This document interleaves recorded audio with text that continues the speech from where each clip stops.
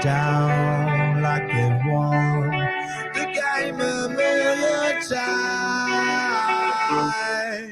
Well, actually, they didn't really win the game at all. Survivor know it all. Survivor know it all.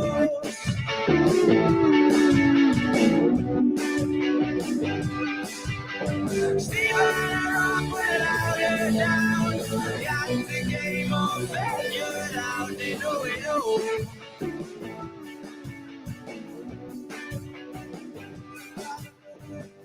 Yes, that's right. The Survivor Know-It-Alls are back after episode 2. Crazy of Survivor episode. 42. Big strategy.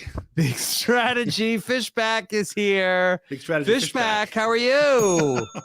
I'm BSF. well. I am very well.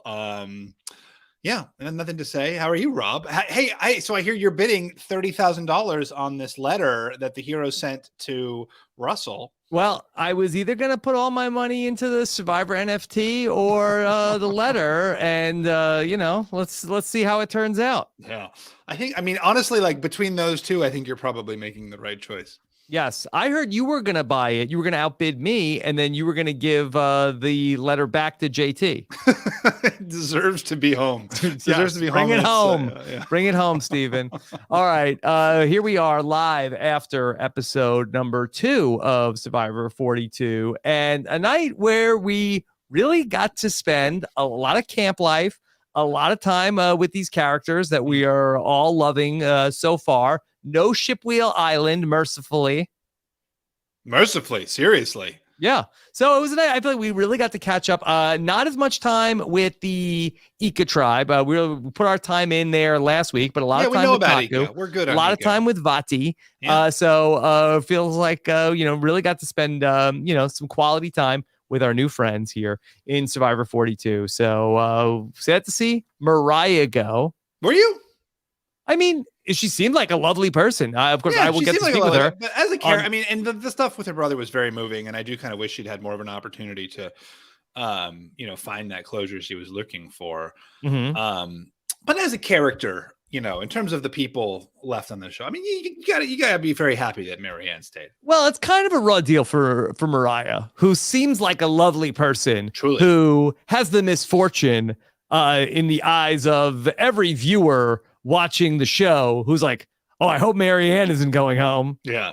I mean, some people might have been like, maybe they wanted Maryanne to go. Maybe they agreed with Lindsay and Mariah. I mean, heartless people. Much. Yeah. Heartless people. But I'm just saying there takes, all kinds of people come to Survivor to watch it, and some of them are heartless. Sure. All right. Well, we'll talk about all that and much more here tonight on the Survivor Know-It-Alls. Your first word in Survivor recaps here live after the episode. On Thursday, busy day, I will speak with Mariah on our Survivor exit interview. Been doing those on video this season, Stephen. A little bit of a new era of RHAP. Wow. Now you have to come face to face with the people. Yeah, I did it last week with Zach. Got to see his beautiful, handsome face that Maryanne fell in love with. That was very nice. Looking forward to chatting with Mariah tomorrow. Then on our recap podcast, I will get to speak with our friend, Dr. Evie Jagoda. Wow. They will join me for a recap of this episode. Looking forward to that. And then on the feedback show, Puya Zambakili will join me this weekend. And Brian Scally will be my guest on Survivor Academy, the new show just for patrons. But Stephen, let's dig in here. And of course, we'll take your questions here tonight. robhaswebsite.com/S42 questions. If you're in the chat, that link is floating around. Get those questions in later on the show. We will take them. Mariah versus Maryanne. And I got to give the credit to Gordon Holmes last week said, it'll be interesting if this tribe ever goes to tribal council. It's between Maryanne and Mariah. They could show Mary on the parchment and you wouldn't know. Gordon Holmes called his shot. Yeah. And there we were. Yeah. I guess it's such an episode like this where it's so early in the season that we don't really know the players. We've only gotten like very brief glimpses of their relationships. We don't, we're only hearing like really top line assessments, even from the players themselves. Jonathan kind of suggests, so I guess I sort of have a better vibe for Maryanne. Some people are saying, Mariah will be more trustworthy because Maryanne is too all over the place. I think I would have kept Mariah, right? Like just not having a real sense of who feels what. And I kind of got the sense like maybe Jonathan was the one driving that and he felt closer to Maryanne. I think I'm keeping Mariah in this spot. Yeah, it is interesting. So this tribe is down to 5 already. So I'm not sure necessarily if challenge performance came into this at all. And I'm not sure if there is like a wide delta between the challenge ability of Maryanne and Mariah. Mariah, they felt like was going to be very loyal to the group. Mariah wasn't going anywhere. But for whatever reason, they felt like that Maryanne was more of an asset in terms of her energy that she brought to the group, and then potentially in terms of what she is bringing socially in terms of like reaching out and doing outreach with the other groups. But is that a valuable skill set? I actually think it is. That's why it's such a tweener here. You see Maryanne actively chopping. She's hard at work. That really matters on Survivor. That person who's hustling, who's helping out around camp, who's got all that energy, who's chipping in when everyone else, I think like Lindsay was saying how tired she felt, when you're feeling run down and exhausted, to see someone else kind of like there doing the stuff, like there's a real reason to keep that person. That energy really, really matters. So, that's why it's such a tweener. Like if you truly feel like Mariah is the more loyal person, the person who's less likely to go off to the other tribes, the merits maybe keep that person, but it really is hard to vote out the person who's helping out a lot around camp, especially this early in the game. Yeah, I think I would have to agree with you in terms of like, if you were trying to figure out like what's the best move to keep this group together, I'm just wondering if Maryanne is on like a JD type trajectory from last season, where JD, another lovable person, high energy, they both end up with an extra vote. Where it's like, okay, well, Maryanne is a little, out of control, but she's our person. But at what point where, we saw where Lindsay found her like off, like looking for the idol to, without, checking in with the group. Is there a point where, Maryanne is like, YOLO, I'm going to go out there and just, I got to like experience Survivor. At some point, does that become a liability where they say, all right, we can't do this anymore? Yeah. That would be my read on things, that person, who's going to be a more erratic, wild player, who's likelier to try to make another move, who, you catch her looking in the woods, looking for an idol. And like, she has some like cockamamie excuse for that. The sense I got was that Mariah was more of a, was more reticent, right? She was more of a closed book. Yeah. She had more trouble sharing with but again, it's day 5 and she's sharing this story about how she lost her brother. Like, I don't think I shared anything that personal, in my 2 seasons of Survivor. You played in the old era. You didn't share until double digits. Yeah. Exactly. But it was interesting that, this is the same tribe, where Jackson shared his story on night 1. And it's day 5, and they're saying to Mariah, like, Mariah, what's your story? Right. You would think that they have like all the time in the world to have bonded. It seemed like that Mariah, had not been sharing as much. And maybe they're just like in a tribe with, such big characters that we've seen, where maybe there wasn't a lot of room, an opening for Mariah to share a lot. Yeah. Or just maybe she just didn't have that natural connection, which is really just the heart of doing well, especially on the early days of Survivor, just naturally connecting with someone, bonding with someone. We saw her sitting with Lindsay a lot, but maybe just for whatever reason, there wasn't that sort of, vibingness that I think is kind of at the heart of a lot of alliances. But Maryanne, what a night for her. She's such a breakout star. You could tell from the preseason that this was somebody that the show just absolutely adored. She gets the first confessional in the first episode. Jeff instantly goes to her. She was all over the promos episodes for this season, and she just has like so many great moments in this one episode of Survivor. Yeah, truly, it's true. I mean, the whole crush on Zach. Who knew, Stephen? Oh my God! Yeah. First off, what's with this Maryanne stealing all my moves, going out to tribal council, telling Jeff about who you have a crush on from the other tribes? Who's yours? Yeah, well, I'm not going to spoil it for people who haven't seen my season, Stephen. Yeah. That's my move. Yeah. I invented that. Well, maybe it's an homage. Maybe it's an homage. An Omar, maybe. Yeah, an Omar. Gabby had a great tweet at the time. Gabby Pascuzzi had a great tweet. Yes, I know her. Zach from Ika tribe. Mm-hmm. Because it was, it was a mirroring of Jeff's famous line, Candace from Railroad Tribe. Yes. Well, Zach himself put his face on Billy Garcia's body and tweeted it out. Well, mm-hmm. I mean, I guess, some love stories are forever. Mm-hmm. Yeah. Okay. Yeah. And they happen on Survivor. Yeah. I mean, but this was wild. And I couldn't believe it. I mean, there was such a blindside that here comes Maryanne to talk about how that she had these longings for Zach. And then she's saying, oh, I've never had anyone reciprocate my affections. I feel like this is like a generational thing. I like, people are so open. My God, it's they're just, it's all hanging. And I felt which like part? I was which part do you feel I'm like, wow. What? Yes. That she's talking about all about her dating history. Yeah. In your day, people would never have done that. I mean, I was weeping out there on the beach, but I certainly was not sharing my dating history. Mm-hmm. Yeah. Well, and people, it's interesting though. Like, like the first, like everyone's like, even, Omar's like sitting everyone down. Hey, here's my story. It's so interesting. I mean, people, I mean, it's beautiful and it's a great part of the show, but it's just such a change from, I feel like, how things used to. Well, here's my deal. Here's what makes me interesting, or like, here's what makes me different from you guys. I mean, it's great. It's really, but it's like, it's new. Mm-hmm. Yeah. I mean, I guess, I heard a little bit of it when I was out there.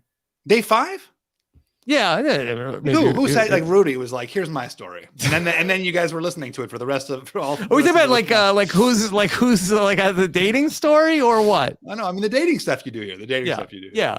All right. So Maryanne, you think she's insulated here for a little bit? Can Taku avoid, like we thought Ika was going to be the disaster tribe. They, I mean, this was a very close challenge.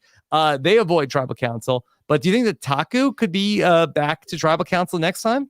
I mean, Taku's a pretty decent tribe. They seem to do pretty well. I mean, this was really a nail biter. I mean, they were well ahead until the puzzle. Well, here was the problem that you had Jonathan on the puzzle where that he had their team through. I mean, it was close, but he had his team through the obstacle course first. They got to the puzzle, but then you had Jonathan instructing on how to do the puzzle. Didn't go as great.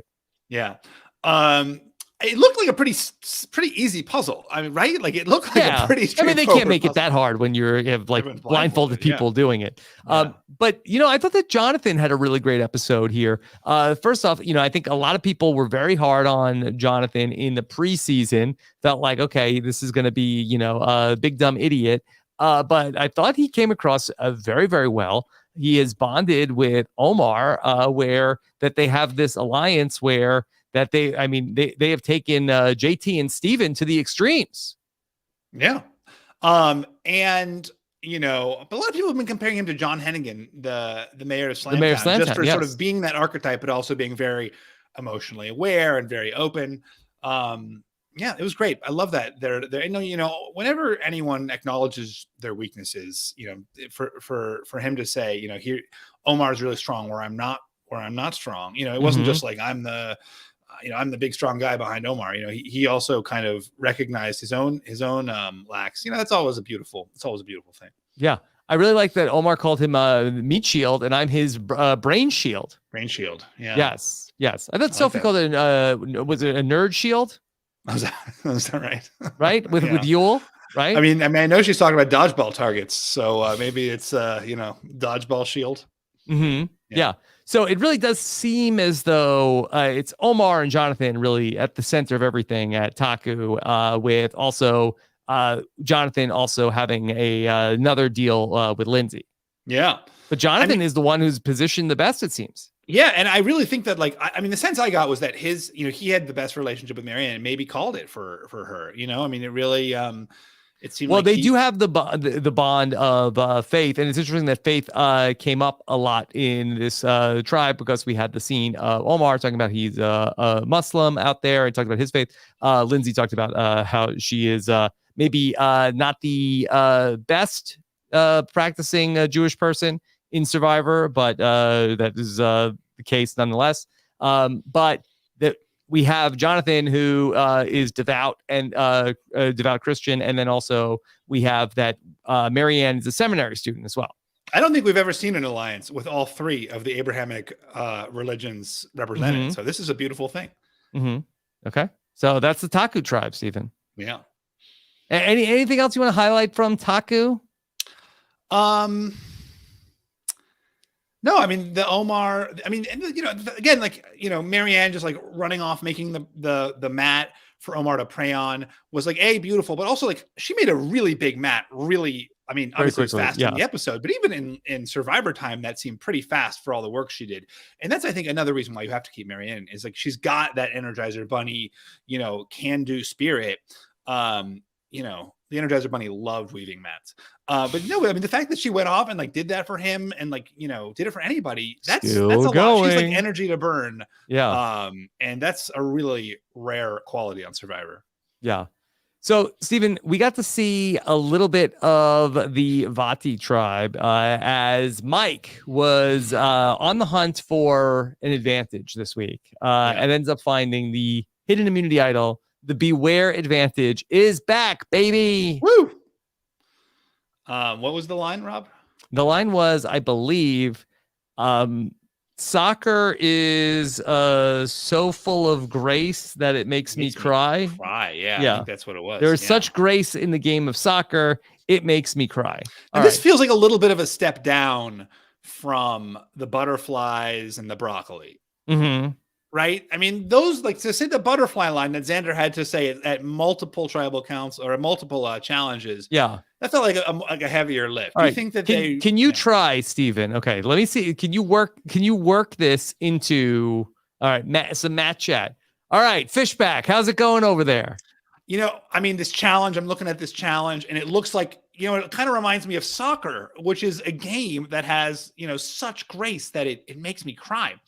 Or that's pretty good. It's pretty good. Yeah, I mean, you're at a challenge. You could sort of like, but yeah, I mean, how many of these challenges are in any way or like soccer? I was running up and down the beach the other day, and I was just thinking soccer. Mm-hmm. Soccer. Yeah, maybe this is the competition reminds me of when I used to play soccer. And there's such grace in the game of soccer. It makes me cry. Yeah. And like, wow, Mike is a big softie. yeah, exactly. Mm-hmm. But what was so great about this was that Mike, what's so interesting about this was that Mike chose to share it. I think that he lost the idol. Oh my God.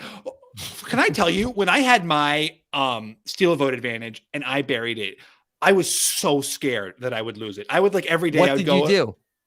So I had a spot for it, but I would every day go check on it. I was like, okay, it's there. Okay, it's there. I made it a super obvious spot, and then it would rain, and I'd be like, oh my God, it's gonna get washed away in the rain. So I moved it. I dug it lower, but then I was like, oh my God, it's so low. Is it gonna I don't know.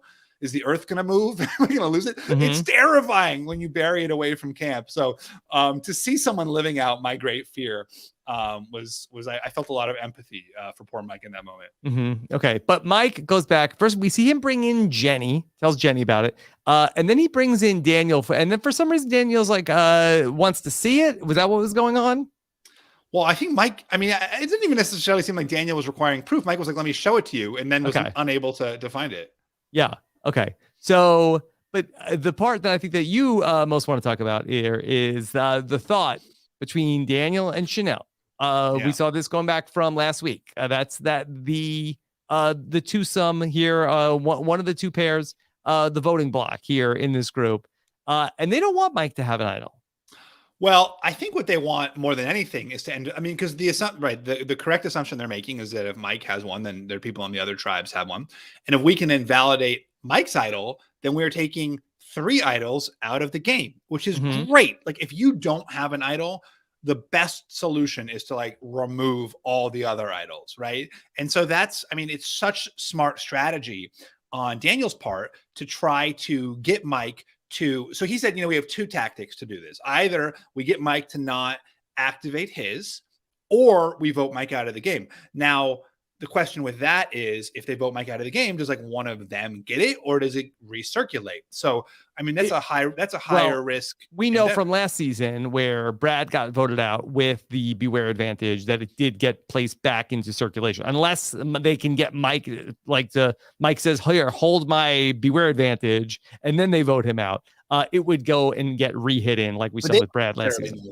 But I mean, that is the risk. And that's why I think you would not vote Mike out, because I mean, they have to be thinking, okay, if we vote him out, it may get placed back, which will have even less control. Yeah. Because now we won't even know where ours is. Like anyone else could have the one on this beach, and then those other 2 are out there too. So, the idea of convincing Mike to not activate it is great. Now, I was tweeting about this with Heather Cannon, and she was saying, 2 weeks in a row with a name drop. I mean, she's a great Survivor tweeter. Yeah. She was saying that, I mean, she made the great point that like, if the other 2 sentences are said, they're going, Mike is not going to like not say his, right? He's not going to like, so you can't like fully remove the possibility that all 3 idols are activated. Like that would be a pretty tough sell, not an impossible sell necessarily, but a tough sell. So I don't know. What do you think about that? Do you think there's any world where we hear the other 2 phrases and then Mike is like silent? Well,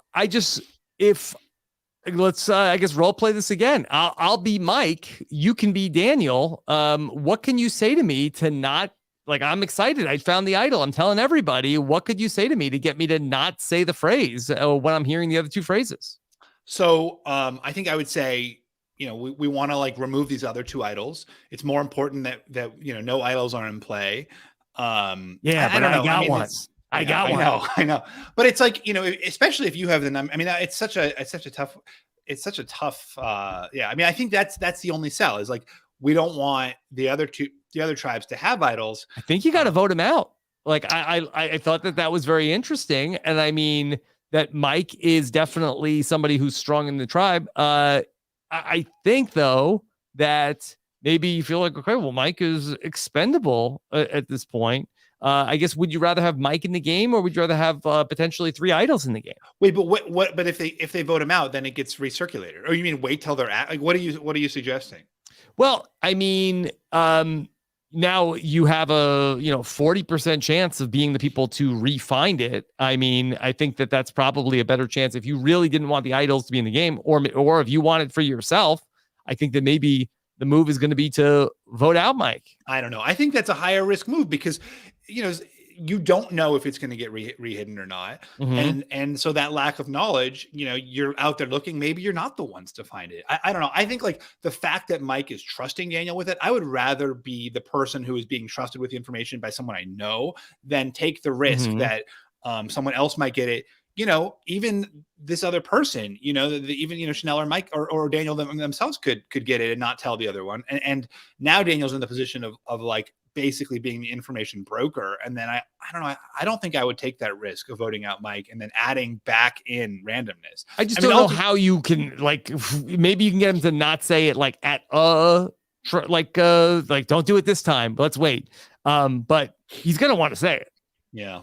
I don't know. It'll be interesting to watch. I thought this was a great episode for Daniel. Yeah. Another great episode. I mean, he's in a great spot on the tribe. People are coming to him, for strategic counsel. I mean, we have to talk about that because that was really the big theme of the episode was people sharing way too much about their relative advantages and superpowers.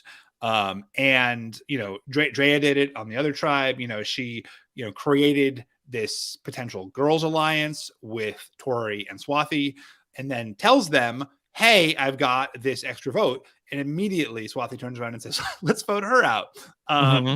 And we used to talk about, and maybe this is like really ancient history. We used to talk about how these advantages could be tools to build allies. But at this point, I do not think anyone on Survivor should ever tell anybody anything about any advantage unless it's absolutely dire. Now, Mike's point was, I don't have a vote anymore, so I need to get my people on my side.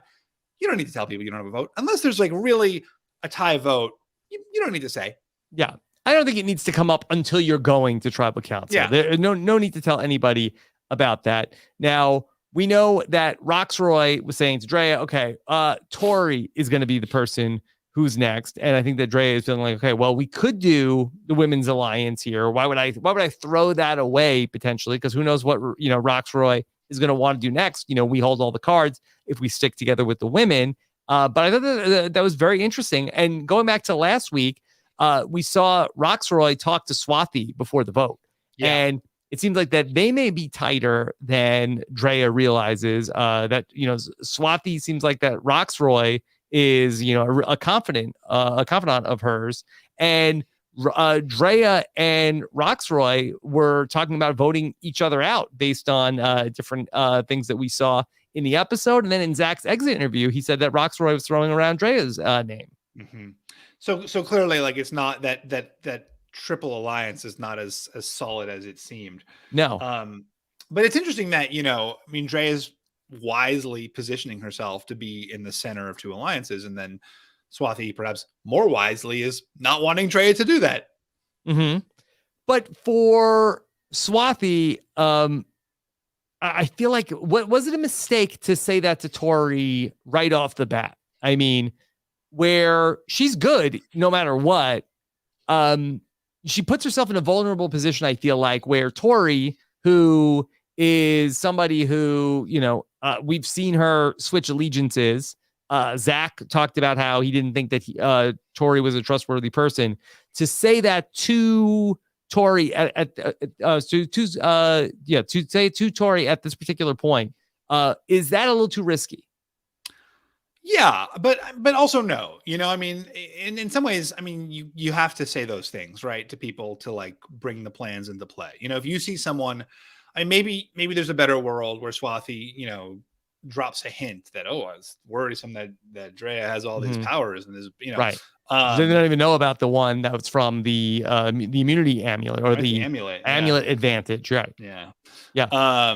So I don't know. Like, what do you think? How should Swathi have played that? Again, I don't know like how long of a conversation this was, but I feel like that for Swathi, I think he'd really want to feel Tori out about how does she feel about the women's alliance, because if Tori felt like particularly strong about, I definitely wanted to come out to Survivor and do a women's alliance, and now you're throwing it away so quickly. Like, I feel like that there's a non-zero chance that Tori could go back to Drea and say, hey, look, I'm telling you, Swathi's not down with the women's alliance, but I am. Let's use your extra vote. I just think it was a mistake for Drea to talk about the extra vote, especially if she's talking about doing a women's alliance. They have 3 women. Right, exactly. They didn't need 4 votes for that. Right, it's not a big move. You don't need the magic power here. Yeah, yeah. I think that if I was Swathi, I think I would have slow played that a little bit more. But I guess let's see how it comes back to play out. Yeah, obviously the best way. There's always a better way. Oh, that's worry. Yeah, that's scary. We're the Survivor know-it-alls. Okay, that's what we always have the better way. Yeah. Everybody knows that. Yeah, that's why they're here. Yeah. And in this case, maybe there's a slightly better way, but it was just interesting. Do you agree now that you never want to share information about your advantage? Unless there's very specific practical use. When have I been saying you do have to share information? No, I'm not saying, I'm not trying to catch you in an inconsistency. I'm just, trying to create, create broad sweeping statements. I think you tell nobody anything ever. Yeah. And I think I'm not even sure you want all these advantages. No. I don't know. You want them to be, you don't want them to be with other people, you don't want them to be, sure, you'd rather have them, but I think that the only way you're safe is if nobody knows about what you have. And I think that Survivor is doing more and more things that the advantages are becoming more and more dangerous as time goes by. And this was something we talked about on the Survivor Academy this past week of like, is it even, that much of a, boon to your game to go looking for the idol? There's penalties associated with it. There's downside risk.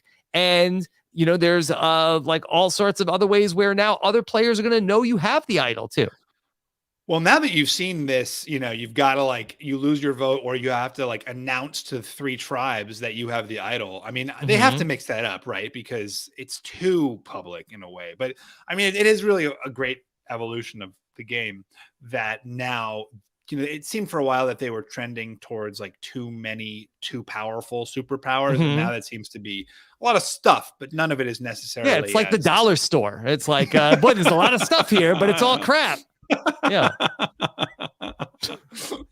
Yeah. So I would like to talk about the shot in the dark, which for the second week in a row, Stephen. Yeah. Shot in the dark needs a big moment. Shot in the dark really needs some hero moment. The shot in the, somebody needs to pull off a shot in the dark for sure. I had, you mentioned Gabby Pascuzzi on the recap podcast with Gabby this past week. That I said that, do you think that this could be the season where we see the shot in the dark played a lot? Zach played it in the first week. Maybe is there something, especially, and obviously there was no way that Taku could have even known that he did play the shot in the dark, but I don't know. Maybe they sort of described it better to the Survivor 42 cast than they did to the Survivor 41 cast and made it sound like a more interesting prospect, because it's wild that 2 weeks in a row, it's been played. I had made a bet with Gabby about the over-under on the season was 2.5 shot in the darks being played. Wow. Feeling good. Yeah. And that's a really good point. Maybe it was described better to the players. And then of course, once it starts getting played, well, that's the question. Once it starts getting played, typically you'd think people are going to be more inclined to play it because it's now normalized. If you think you're going home, you may as well play a shot in the dark. If it never pans out, maybe people will stop, if nobody, I don't know, but if you really think you're going home, of course you're going to play it. I don't know. Do you think they should change the odds? I was texting with Colin Stone about this. Do you think I think he thinks that the odds should be slightly more. Well, I don't want to take credit for an idea that's not mine. Well, I had said this before that my brother had this idea of that, okay, shot in the dark. He said, okay, Zach played it last week. Now it's down to 1-5. Okay, 1-5 on the shot in the dark. Oh, a little more appetizing. Okay, all right. Now Mariah played it. Oh, it's down to 1-4. 1-4 shot in the dark. Anybody who's thinking about it tonight, maybe it might be. But then if more than 4 people do it, they're gonna have multiple people immune. I mean, that's why it has to be the number of 6. It can only be played 6 times in a season, and once it's played, it can happen one time, or maybe then it goes back to 6 once somebody hits it. But what if I'm saying once it's 1 and 2 or 1 and 1? Everyone's playing the shot in the dark. Hey, first person to do it, and then you'll draw rocks for who gets it. But you don't get to vote. Yeah, you're still gonna vote for somebody. Yeah, and you can only do it one time in the whole season. Yeah, that's interesting. It's an interesting idea that it becomes more desirable over time. I like that. There's definitely. I think that would be you go to a tribal council. It's hey, and the thing to remember is a 1 and 3 is on the shot in the dark tonight. Oh my god. Maybe I gotta go for it. I think that it gets more and more exciting. That's a 33.33. And then somebody hits it, it goes back to 1 and 6. Why not? Now, did you notice something else different tonight with the shot in the dark? Oh yeah, we didn't see her play it, right? We didn't see Maryanne play it. We didn't see Mariah play it. That was new, but also for the first time that Mariah says, "Okay, play the shot in the dark." She has to go give the scroll to Jeff, who's going to do the reveal herself. Where we saw both Sydney and Zach, they unveiled it themselves. You got to give that moment to Jeff. Yeah, you think just because Jeff makes it much more theatrical and a bigger moment rather than right? Because we don't know did something happen with Zach where he's he didn't show it on camera, and they're like, all right, Zach, we're gonna need to get that again. So that they got to give it to Jeff. That's why he gets the big bucks. To unroll the scroll. To unroll the shot in the dark. That's right. That's right. So we'll see what other, the game's evolving, Stephen. Yeah. Interesting. So what else? What were the other big thing? Blindfold challenge. Blindfold. Did you ever do a blindfold challenge? I did. I did 2 blindfold challenges, and I don't like them. I don't like them. I don't like them either. The second one was Dalton Ross said, "I love him." Dalton Ross said, "I love them more than my family." Because he's a sadist. He's happy to see people get like unnecessary, massive injuries. I like the If you love AFV, you'll love blindfold challenges. What's that? America's Funniest Videos. Oh yeah. I didn't know there was an acronym. Oh, yeah, big. I think the show is called AFV. Wow, it's like the KFC. Wow, who knew? Yeah, I mean, I don't like seeing people like get like actually, like, oh, that's gonna leave. Oh, he won't be walking well for the next 6 months. Like, watch the balls, Roxroy. Yeah. I mean, that's a funny moment, but also it's like an unnecessary like wounding of a human being. Yeah, I don't know. Do you feel like that? Is it the tribe that is more cohesive? Is working? I mean, because Taku tribe seemed like that they were pretty good, well-functioning unit. I can tell you right now. Well, first of all, the 2 big things are one, obviously having a great caller is so crucial. Sure. Someone with like, and it's obvious it's not like a male-female thing. So, I mean, typically you think like a guy would have a louder voice, maybe, or a deeper voice, which would be easier to hear over a greater distance. But that's certainly not the case. I think that anyone can have like a like extremely loud voice. We had Kimmy on my season. The other thing is there are some people who just have great spatial sense. Like I was with the Spencers, and both of them, and especially Spencer Doom. Spencer Doom and Spencer Bledsoe were my 2 partners. Spencer Doom, like he saw the space and he like knew where to go. He didn't even need the caller. And I think like there are some people who just know, they see it. They're like, okay, I've got it in my head. That's not how my brain works. I see it and it's immediately gone. But there's some people who do. So it's just like having a magical spatial sense is the secret to those challenges. Yeah. Okay. So, I mean, they're hitting for Dalton Ross. They must be hitting for some people. So more blindfold challenge. I feel like episode 2 is the classic blindfold challenge spot on Survivor. Yeah, it's a little goofy. You just had like the big crazy challenges in the previous episode. This is like a little bit, it's a little bit less physically intense. It's a little bit goofier. I like the blindfold puzzle. I mean, the greatest one was obviously in Survivor Samoa. That was fantastic. I mean, I didn't, go to completion, of course. Whoa. Well, right, because Russ Swan, was like. Yes. I mean, that was a table maze, I believe. Yeah. But blindfolded, right? Wasn't there people blindfolded? Yeah, blindfolded table maze. Yeah. Yes. Stephen, are you ready for questions from the Survivor Know-It-Alls faithful? Wow. Anything else? Any other big moments from the episode? I mean, Romeo sad to see Zach go. High's vegetarianism. That was a interesting moment. I mean, that was a tough one. Like it was so interesting, right? To see people wrestle with moral dilemmas like that.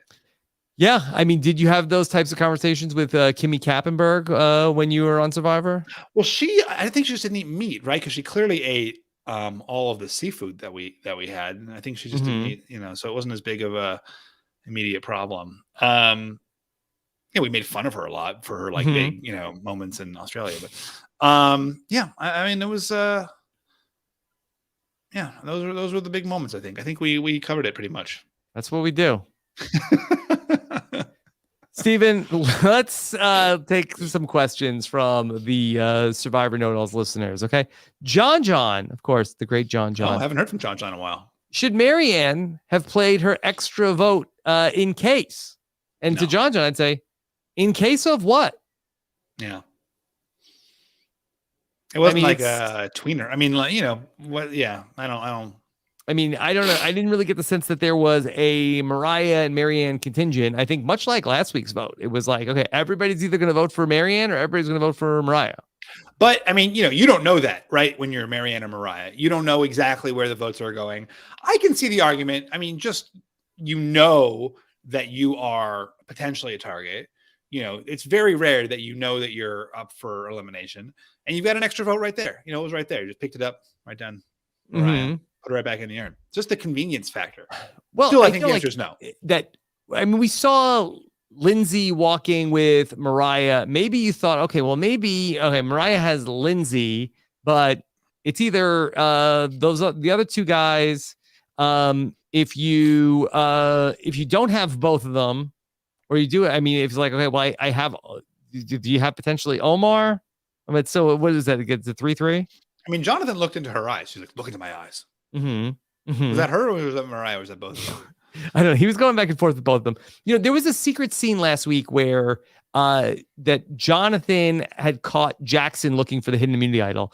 And he brought that to Omar and Maryanne, and they sort of had a little bit of okay, it's keep it between us. So I think that Maryanne was good with Jonathan and Omar. I think Lindsay might have been the question. Lindsay seemed a little annoyed with Maryanne in the episode, but I think that with the two guys that were there still, I think she felt good with them. I think so too. Okay, Stephen, what does Emily have to say? Emily wants to know, what pairs forming have the potential to be ride or dies? Can a ride or die really exist in this newer game? Yeah, well, that's a good question. Well, I would have to say absolutely, because going off of, Survivor 41, which is like the test case for what we have, we saw so many voting blocks where Erica and Heather. Danny and Deshaun, famously. There was Ricard and Shan for a while. That was clearly not a ride or die. Well, true. But then, Ricard and Xander were very close. I don't know if I would call that a ride or die. Shan and Liana. You're just saying that sometimes people were friends and voted together? I don't know if that's a ride or die relationship. I think that there were pairs all throughout the season. Evie and Tiffany. Right. I mean, that's the ride or die, though, is a special bond. And that's, we can't break this. We're going to the end. See, I would not know. I've never had a ride or die. I think Erica and Heather were as close to a ride or die as we could. I truly almost as, they were, I mean, we didn't see very much of them, but they were as close to a ride or die alliance as, we've in recent seasons. Right. Mm-hmm. Mm-hmm. Yeah. Okay. So do you want to delineate whether we will have more ride or dies in this season? We've shot in the dark dies. Who are the potential ride or dies here? Well, we saw Jonathan with two potential ride or dies in Omar, but also with Lindsay. It seems like more Omar, right? Like Jonathan and Omar seems to be a thing. Mm-hmm. Yeah, I mean, certainly more from Omar's side of things. I mean, we saw the whole Vati tribe is all pairs. I think that Daniel and Chanel seems like a good candidate for ride or die. Yeah. Hai and Lydia said that they were, soul bound. They're basically the same person. Yeah. So, and then over on Ika tribe, that's a mess. We don't know. Yeah, Romeo and Zach were not ride or dies. No. The hashtag skinny guys. Okay. Yeah. Ben from St. Louis wants to know, what do you think of Daniel's plan to cancel out all three of the idols by convincing Mike just not to say the phrase? I think it's pretty genius. Shows his current social capital with those relationships. Again, I think it is a great idea. But what is the plan? I mean, I think, but also, too, as long as you can delay it, the better. Like Xander goes out, I think people get so excited about these things. They're like, oh, this is going to be so cool and crazy. And you go to the challenge and you say the phrase and nobody says a different phrase. And then you have to say the phrase at the next challenge. And you're just putting yourself in a more and more exposed position. And I think Daniel's strategy, even if it doesn't perfectly remove all three idols from play, at least reining things in, waiting to see the lay of the land, then you can see, oh, this person said their phrase. Then this person said their phrase. I know who has the other idols.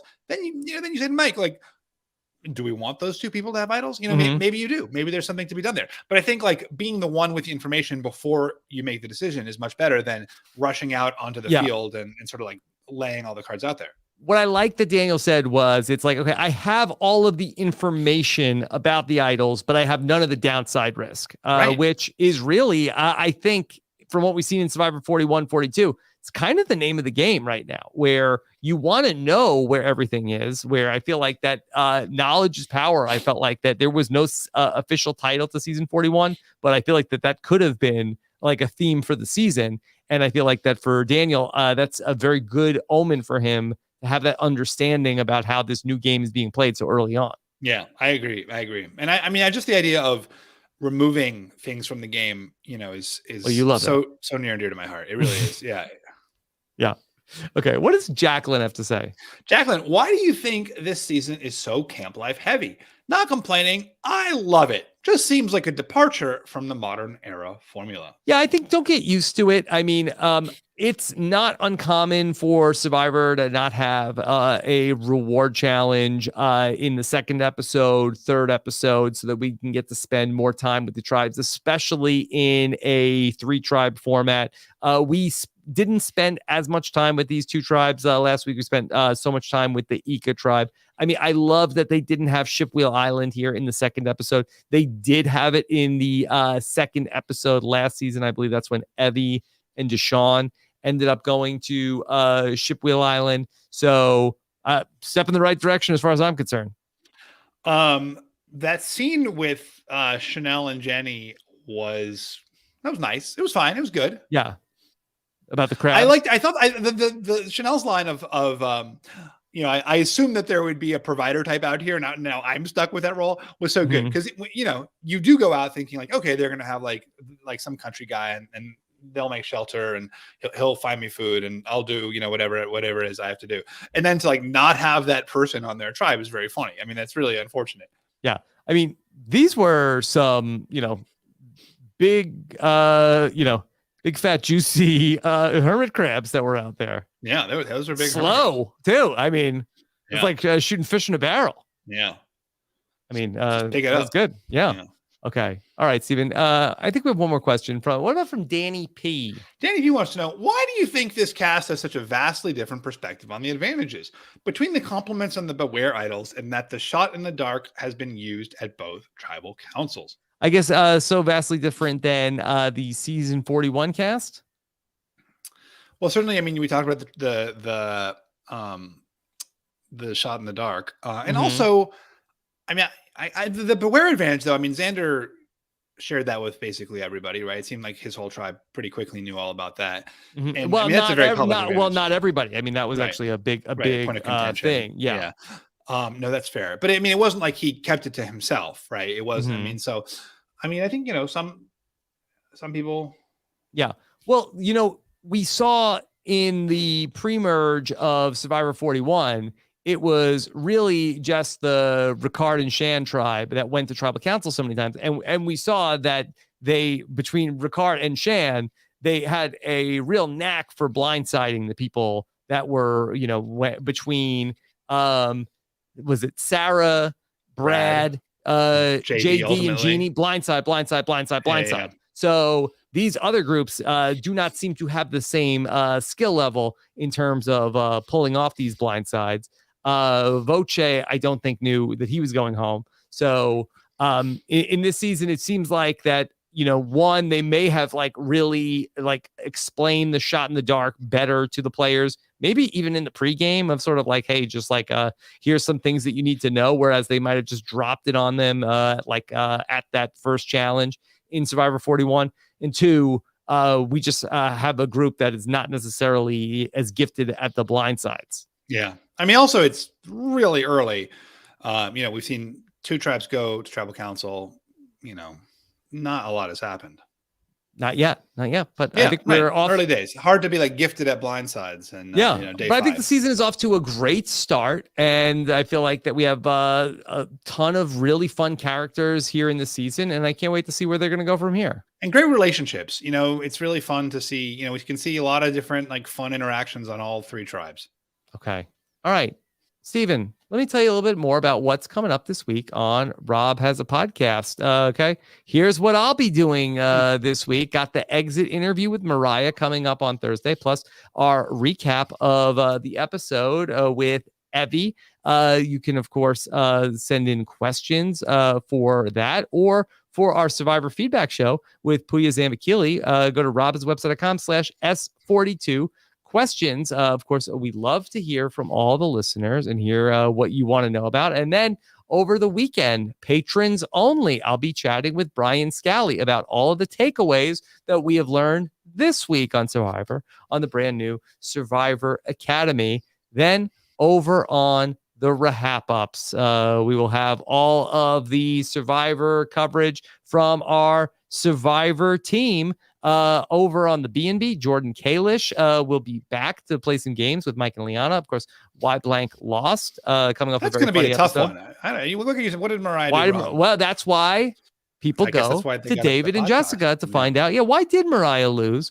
Find out on Why Blank Lost, coming off of an episode with Voce and Tiffany on Why Blank Lost. Shannon Gus is going to be back with Survivor Globals. Taryn has the Survivor Stock Watch, and check out the Purple Pants podcast for the Survivor News Edition as well. All when you subscribe to robhasawebsite.com/survivor feed. And we do appreciate your feedback and your star ratings here at the start of the new season. Pretty good. Okay, Stephen, while we were podcasting, we missed the premiere of Beyond the Edge. Oh, I'm so sorry to hear that, Rob. Yes. That show looks terrible. Oh, Steve, you're not an edger? Even the preview they showed in the middle of Survivor, I was bored. I was like, how do you show me a 30-second preview of this show or a 1-minute preview and not have it be interesting? Stephen, look, whether the show is good or the show is bad, there are two people that can make it fun, and that is going to be myself and Jenny Autumn. We've just come off of 10 weeks of talking about the return of Joe Millionaire. Wow. Joe Millionaire 3. The Joe Millie gang assembles for Beyond the Edge, a new podcast coming to RHAP. Check that out. We will be recording that Thursday night. You can subscribe on Apple Podcasts or Spotify at robhaswebsite.com/BTE feed. I think I can pretty much confirm that your podcast is going to be a lot better than the actual show. Well, many have said over the years, when it comes to RHAP, the worse the show, the better the podcast. Of course, also on tonight, The Masked Singer is back. Check out Puya Zamvikili and Liana Boris on their coverage of The Masked Singer. Wait, is that a neg of us? What? Of me? Why? The worse the show, the better the podcast. Therefore, the better the show, like Survivor, one of the great shows, the worse the podcast. Mm-hmm. Well, it's a different kind of best. Yeah. More funny. We're serious. I thought this was some lighthearted something. Yeah. I laugh a lot. Yes, Okay. we do. Yeah. Don't overthink it. You're doing great. Almost 10 years. My God, I don't want to know. 10 years. Just let the milestone pass. Don't tell me. No, we're gonna mark it. We're gonna do a lot this fall. Get ready for Survivor 43. Of course, over on Patreon, that's where you can get all of the benefits of becoming a Rob's Podcast patron. In addition to supporting everything we're doing here on Rob's Podcast, get access to our patron podcast feed, including the Survivor Academy, and then also I'm still talking that through, and then also the patron 5 for 5 as well. Not to mention, we make it easy for you to watch Australian Survivor, Big Brother Canada, and of course, access to our patron Facebook and Discord communities. That's all at robhasawebsite.com/patron. And of course, follow us on social media. And be sure to subscribe to the podcast wherever fine podcasts are found. And hit that subscribe button if you're watching us on YouTube. It's free, and you have unlimited subscribes as well. How about that? Last thing before we go. Fishy for Dan Strunk. For Strunk, I think so. I mean, I think the vote out seemed somewhat arbitrary. There's no great strategy. I thought Strunk, had a very strong strategic moment. Mm-hmm.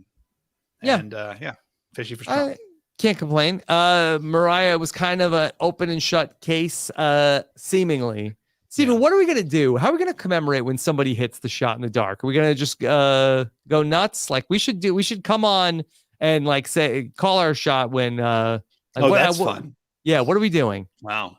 That's wild. That's a fun. That's when we'll have to have 6 different Survivor know-it-alls for the 1 in 6 know-it-alls. For the 1 in 6 chance. We'll have 6 people. Yeah. It'll be you, me, all the know-it-alls of the past. What are we going to drink on the show? What will we do? Malcolm, all the famous know-it-alls. All the fill-ins. Yeah. Yeah. Okay. Sophie. Yes. 6? I think we've passed. No, that's 6. They're there. All right. Tell them to all be on standby for the night the shot in the dark gets played. Stephen, what's coming up for you? Next week we're podcasting again. Yeah, next Wednesday. Oh, big news. I'm driving a 4-hour drive with my daughter on Saturday at 5 a.m. So that's big for me. Very nervous. Okay. Well, what's the occasion? We have to move from one place to another, and that drive is going to be a 4-hour one. Physically, we're not moving houses. Why do you have to leave at 5 a.m.? You have to be there at 9? Don't know. We've talked this to death. How do you move an infant from one place to another, to minimize pain? Mm-hmm. Mm-hmm. Okay. Well, is she good in the car? No, I mean she's a great baby. Car is not her strong suit. Okay. All right. Well, we So know that's the you're big, strong like that's suit. really like a big what time do we leave at night while she's sleeping? But then what if she doesn't sleep at the new place because she's kind of finicky? Yeah, I don't know. Okay. You got this. I mean, I think so. But you said, I'm really trying to think what in my life is worth talking about. And apparently not even that. Mm-hmm. Yeah. Okay. What's coming up for you, Rob, other than those 30 podcasts you listed? Just all these podcasts coming up. How's the house? Is it all? Are you done? You decorated? Yeah, pretty good. I mean, really, the big story is the dog, and the dog is that I've enjoyed the dog, but the dog is not necessarily the world's best listener yet. I say she's a baby, but I'm hearing a lot of "I'm tired of your dog." Like, how did this become my dog? From Dominic? No. Yeah. Any good wall? He hangings? loves the dog. Yeah. Yeah. No, I wall assumed hangings? it was not from. I have some classic Survivor Know-It-Alls art just off behind me. That's Yeah. nice. Okay. Here, I bet you have a second here. I'll switch Let's switch the camera angle. Let me see. Okay. Yeah. We have Here, time. We let got me see. Oh, See some of this stuff? Wow. Yeah, that's nice. Yeah, That's off nice. off behind me. Wow. So this is quite. yeah, I've got all the hits back here. Yeah. All right. Thank you all for joining us as I catch up with Stephen. A lot of fun. I don't think anyone's still listening. Yeah, they're still here. Yeah. Yeah. Okay. All right. Stephen, great job once again. It was a pleasure. Busy Thursday for Survivor. Make sure you subscribe. Take care, everybody. Have a good one. Bye.